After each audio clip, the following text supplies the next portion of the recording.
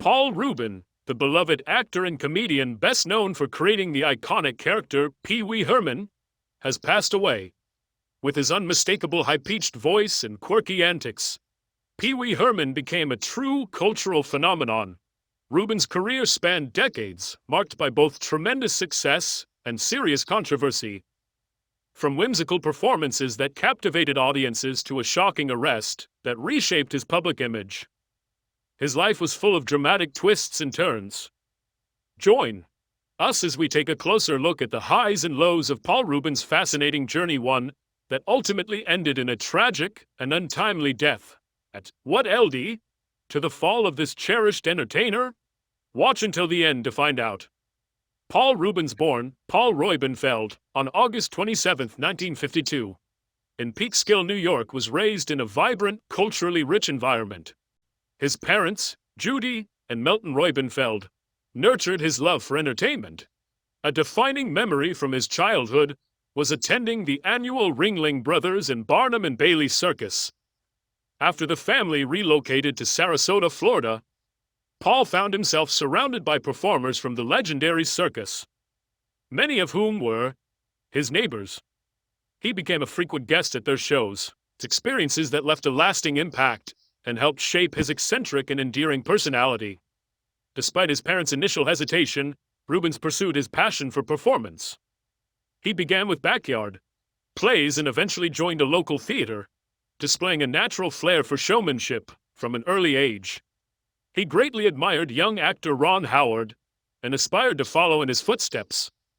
After graduating high school, Reubens briefly attended Plymouth State University before transferring to Boston University. He faced multiple rejections while applying to acting schools, including 2 from Carnegie Mellon University and 1 from Juilliard, before finally being accepted into the California Institute of the Arts. After moving to California, and Reubens' passion and persistence eventually earned him a spot in the highly respected Los Angeles-based improvisational comedy group, Pee-wee and the Groundlings. It was within this talented collective that the character Pee-wee Herman truly began to take shape, gradually capturing the hearts of audiences across the country.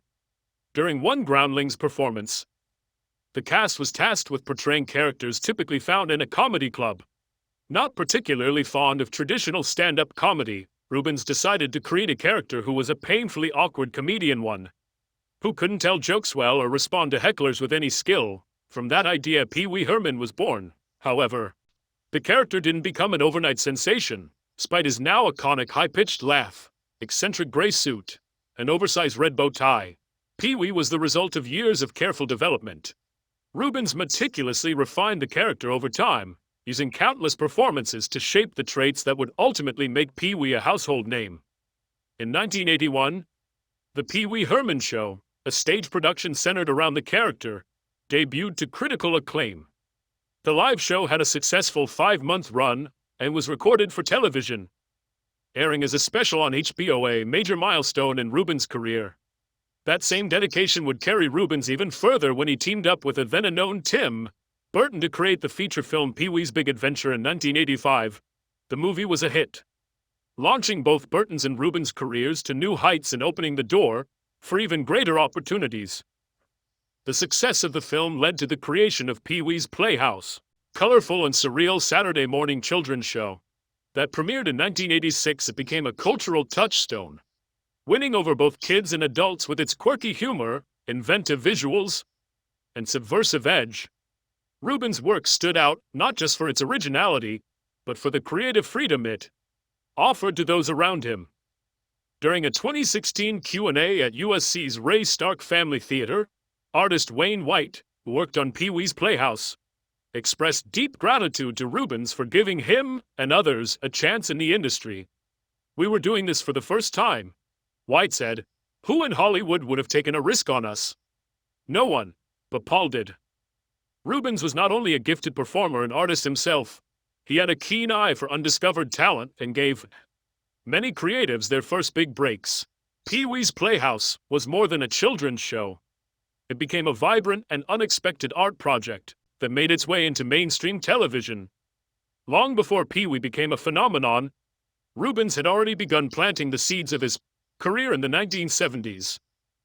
Performing in local comedy clubs, and even appearing 14 times on The Gong Show, 4 times as part of a boy girl comedy act called Betty and Eddie, which he developed with performer Charlotte McGuinness.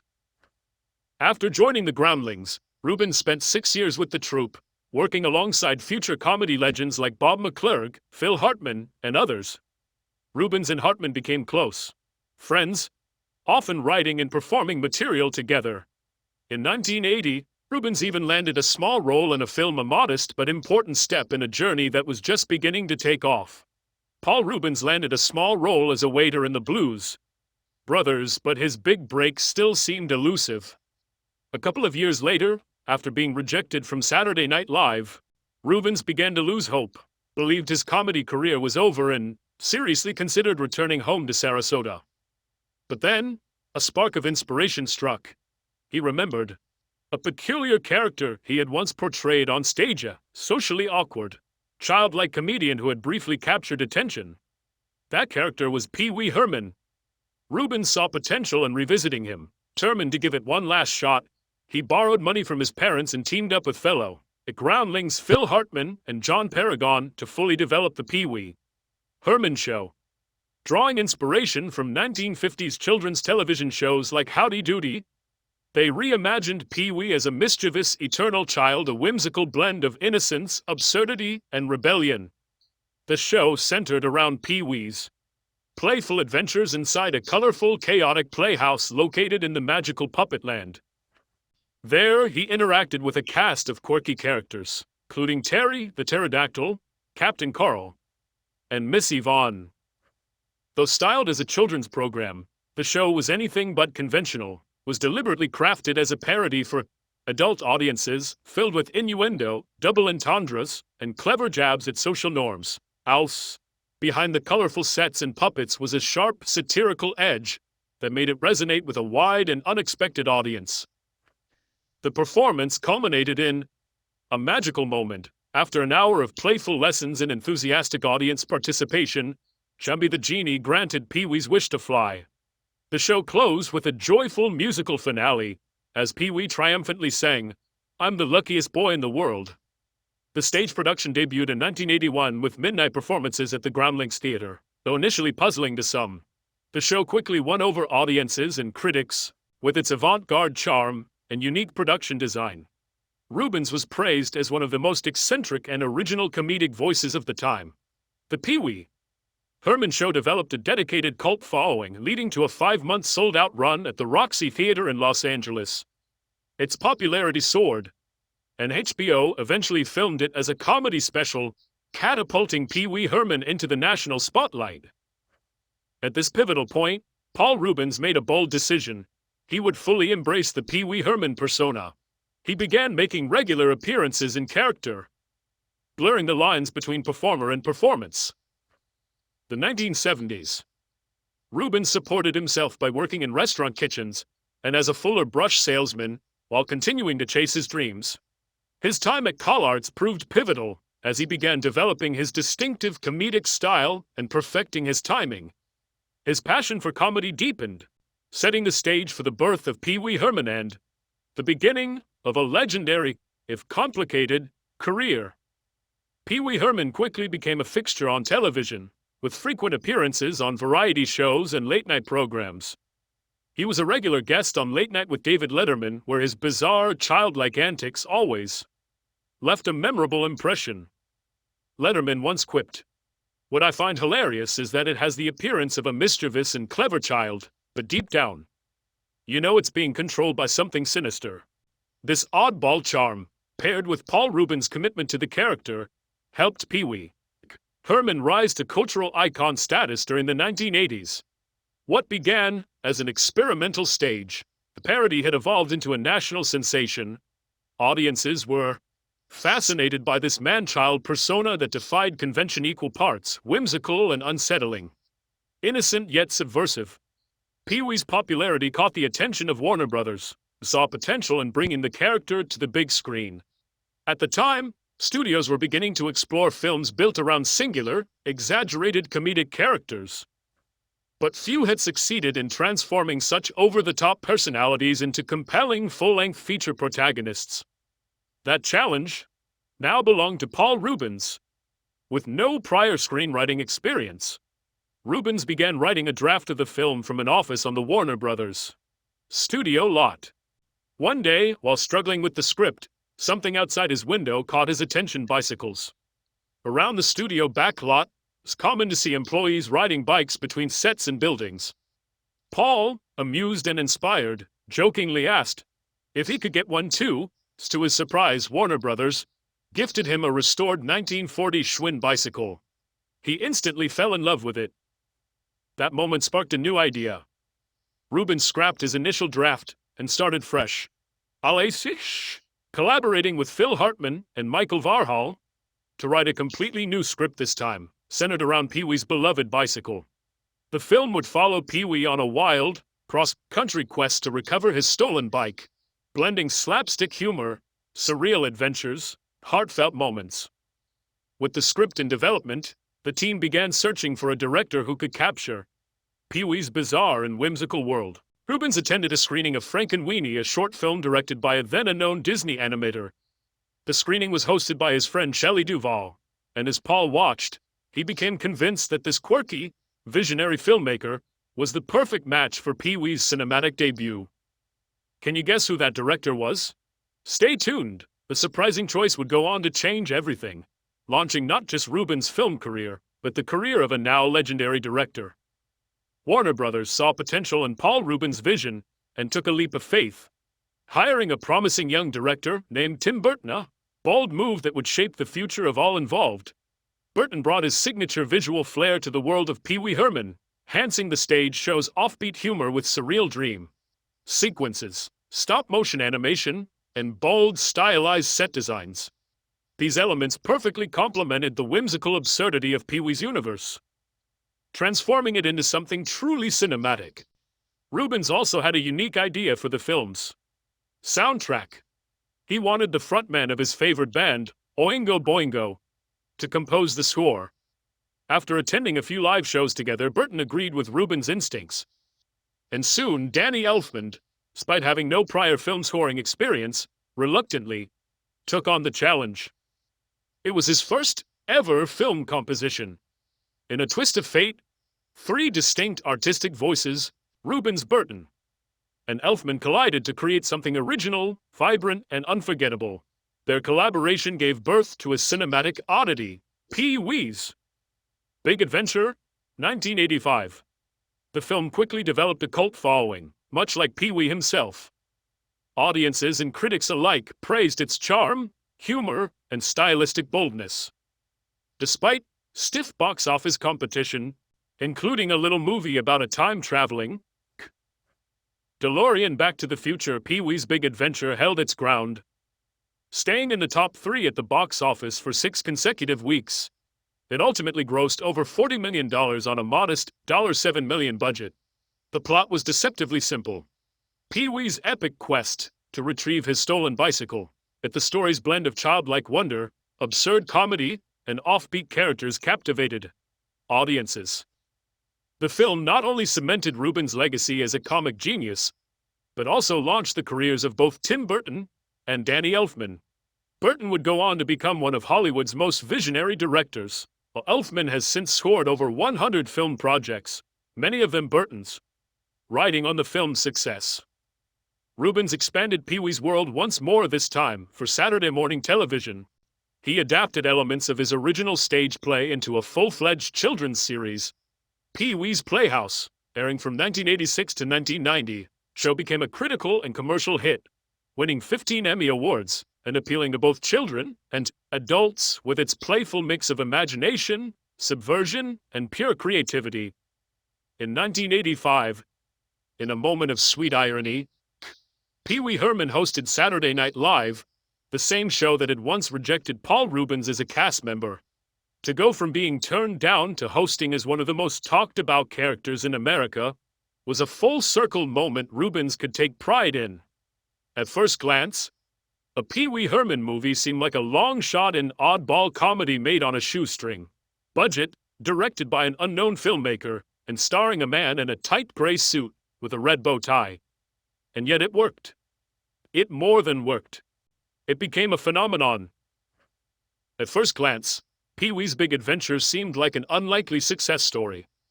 It was directed by an industry newcomer, scored by a first-time film composer, and written by aspiring screenwriters.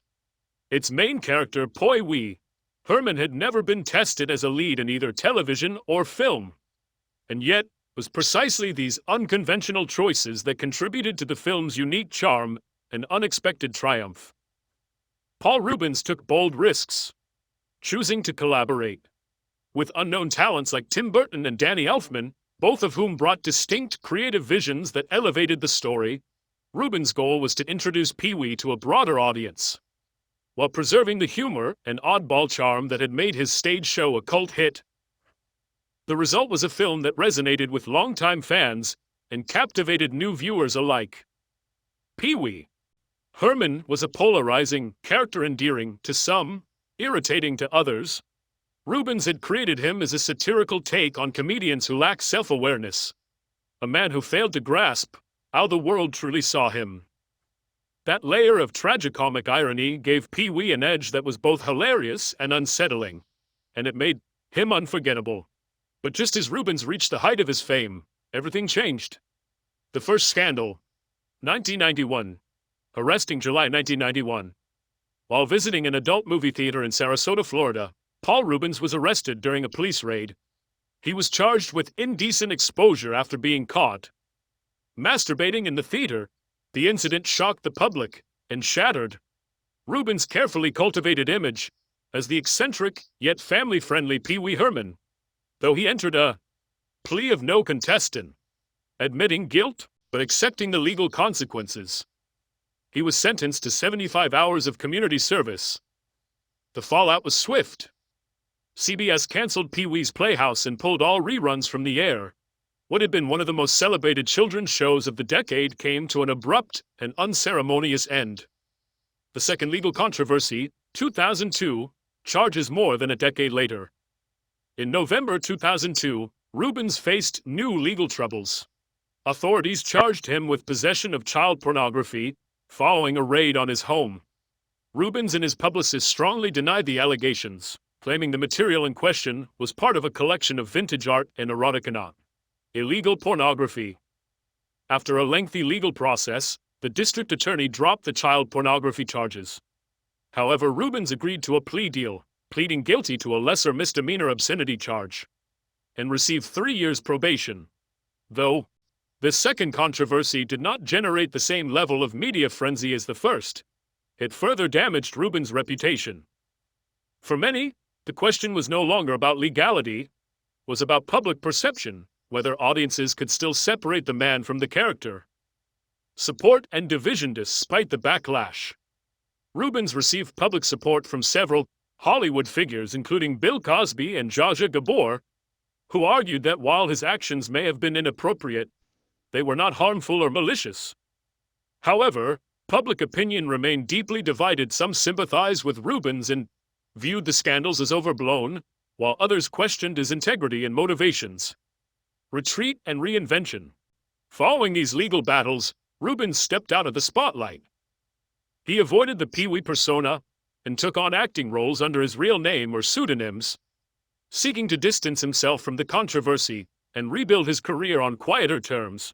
One of his most notable comebacks came in 1999, when he played the eccentric superhero, the spleen, in the cult comedy Mystery Men, a parody of the superhero genre that allowed him to showcase his signature comedic weirdness without invoking Pee-wee Herman. In 1999, Paul Reubens earned critical acclaim for his role in the superhero parody film Mystery Men, marking a notable step in his effort to rebuild his career. The film showcased Reubens' ability to step outside the Pee-wee Herman persona, allowing audiences to appreciate his range as a character actor. He also found success in voice acting, contributing to beloved animated films like Disney's Hercules and Tim Burton's The Nightmare Before Christmas. These roles highlighted his versatility and artistic range, proving he could thrive beyond the shadow of Pee-wee. Throughout the early 2000s, Reubens continued to work steadily in film and television. He appeared in shows like Reno 911, He played Rick, a quirky member of the Citizens Patrol. That character even earned him a small role in the 2007 movie Reno 911. Miami. In Blow 2001, he took on a more serious role, playing a flamboyant drug dealer opposite Johnny Depp, in other performance that earned praise. In 2010, Reubens brought Pee-wee back to the stage in a Broadway adaptation of The Pee-wee Herman Show. The production was a hit, reigniting interest in the character and reintroducing Pee-wee to a new generation of fans. That revival paved the way for a new Pee-wee film, Pee-wee's Big Holiday. Released by Netflix in 2016, it was a return to form. It's warmly received by both longtime fans and curious newcomers. Reubens remained a familiar face in pop culture with guest roles on popular shows like 30 Rock, where he played an inbred Austrian prince, a character created specifically for him by Tina Fey. He also appeared in FX's Dirt as Chuck LaFont, a washed-up alcoholic reporter, showcasing his talent for both comedy and drama. He was even cast in a pilot for NBC, titled Area 57, about a passive-aggressive alien. Unfortunately, the show wasn't picked up for the 2007 to 2008 season. Despite setbacks, Reubens continued to embrace creative challenges and deliver memorable performances. In his final years, he remained deeply involved in the creative process. According to Variety, at the time of his passing, Reubens had 2 Pee-wee Herman projects in development. The Pee-wee Herman story and Pee-wee's Playhouse, the movie, his final film as Pee-wee. Pee-wee's Big Holiday remains a fitting capstone to a career built on whimsy, eccentricity, and emotional honesty. Paul Reubens' final chapter, in private. Paul Reubens was quietly fighting a serious health battle. He was diagnosed with myogenic leukemia and metastatic lung cancer, both aggressive and debilitating diseases. Despite his worsening condition, Reubens continued to work, staying committed to his craft and remaining creatively active until the end. On July 30, 2023, Paul Reubens passed away from acute hypoxic respiratory failure at Cedars-Sinai Medical Center in Los Angeles. His death was sudden and unexpected for many fans only. Then was it revealed that he had been fighting cancer for 6 years. An official statement posted to his social media accounts read in part, "Paul bravely and privately fought cancer for years with his trademark tenacity and wit. A gifted and prolific talent, he will forever live in the comedy pantheon and in our hearts as a treasured friend and man of remarkable character and generosity of spirit." Reubens had also prepared a personal message, which was shared posthumously. "Please accept my apology for not going public with what I've been facing for the last 6 years. I've always felt a huge amount of love and respect from my friends, fans, and supporters. I have loved you all so much and enjoyed making art for you." Legacy remembered Paul Reubens' death deeply saddened fans, colleagues, and celebrities across the entertainment world. Many expressed their grief and admiration, sharing stories about his kindness, brilliance, and the profound impact he had on their lives and careers. In lieu of flowers or tributes, Reubens had one final request, that any memorial gestures be directed towards Stand Up to Cancer, or organizations that support research and care for dementia and Alzheimer's disease, cause that was clearly close to his heart. Despite the personal and professional challenges he faced, Paul Reubens leaves behind an extraordinary legacy. His creation, Pee-wee Herman, remains one of the most iconic, enduring, and original characters in American comedy. He will be remembered not only for his quirky bow tie and signature laugh, but also for his artistic courage, generosity of spirit, and unwavering dedication to making people laugh. Paul Reubens may be gone, but his joy, humor, and creativity continue to live on in every giggle, every "I know you are, but what am I?" and every heart he touched along the way.